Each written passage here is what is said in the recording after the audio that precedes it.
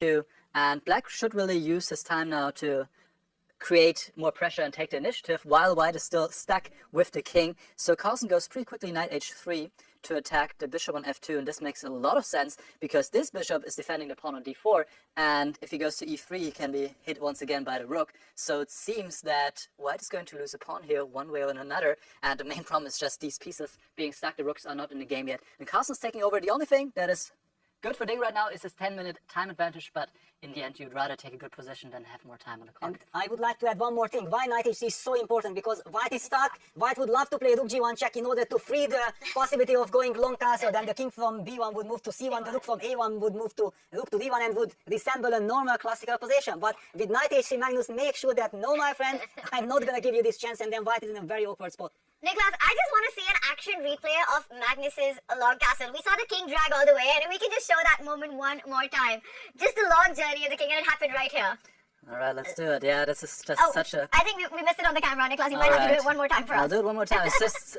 It must be a very, very nice move for Magnus to play. Also, so surprising and so easy to forget about this move, that the king can swing all the way over, and immediately you have the rook in the game, you have this rook able to come in, whereas white is still stuck with his rooks on a1 and c1, not really doing anything. So Ding under pressure here, the position is still defendable. He's worse, but it's still defendable, but he needs to dig in right now and maybe also use his time advantage to pose the most problems to avoid, let's not forget, to avoid losing a 5th game in a row, which would be really, really tough, of course, for him as the reigning world champion. Back to you guys. Yeah, thanks, Nicholas. Well, I was keeping an eye on Ding, and he's in state of shock. And look at this. Look, f1 had been played, clearly not approved by the engine. We see the evolution bar dropping, but you don't have to be an engine. This is a panicky move. He just loses a pawn. Yes, he loses the pawn, but knight h3 had such an effect. This castles, knight h3 had such an effect that humanly, I have seen him on the video. It was clear that he believes that he's lost. Yeah. We're just seeing Ding collapse in this position after queen g4 happened, and Magnus's sequence of moves since then playing precisely, and now he picks up a pawn. You do the count. It's an extra pawn for black, but it's not just about that. It's two connected passed pawns on the queen side, which will eventually start rolling down the board. You don't need to rush with it. You don't need to create weaknesses. Many of us might feel play c5, get those pawns going, but you really want to make a d5 a target for your opponent. So I won't be surprised if Magnus just plays this slowly, steadily, bring that rook into the game, fall back with your bishop, and only when the time is right you start pushing your central pawns. Wow, he even plays this nice stylish rook g8 because he will have the intermax of bishop e3 check. Yeah, so he basically invites, please take on g8. I'm gonna give the bishop e3 check, and after king b1 rook take g8. Yeah, Ding can't afford to give up the g file. He moves the rook to e2. But the problem is not only that white is pawn down and that black has this lovely construction, this b7, c6, d5, the white bishop on c2. And this pawn on f5, this is a horrible construction. Look at that lovely dark square bishop for black on f6, sitting perfectly, making sure that white's bishop is not having any chance of attacking anything in this position. And even, of course, black does not need to trade all rooks, but even if the rooks were traded, this position has the potential of simply be winning for black.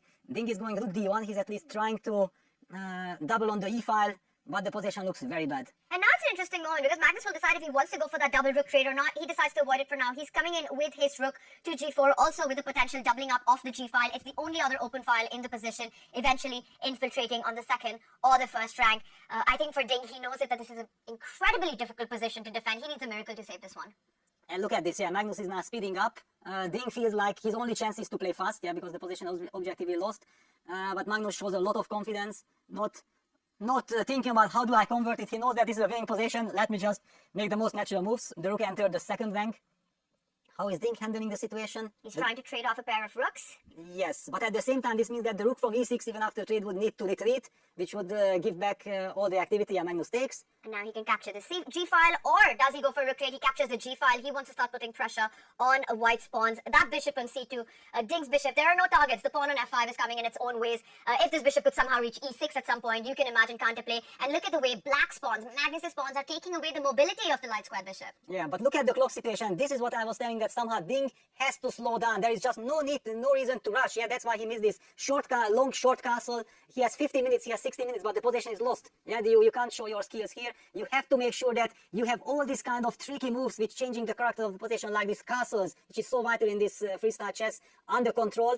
and you can only do that by investing enough time. He needs to calm his nerves down and slow down and take it much slower. Because those 15.5 minutes on the clock will not help you in this endgame. It will not help you in this position. Magnus now rerouting his bishop. And I think that's really great technique from the Magnus touch endgame that he's showing. He doesn't go forward with his pawns just yet. He wants his pieces on the most ideal position. What Ding is really hoping for is to start pushing this pawn at some moment so that the bishop can come into play. Right now, the rook is under attack. Yeah, basically bishop c5 almost forces resignation because it hits the rook. The rook has to stay on the second rank in order to protect the h2 pawn, but then Magnus is gonna go bishop d6, and there is no more f6 trick or whatever, and the h2 pawn will fall, and then black will even, yeah, there is the handshake. Ding has had enough.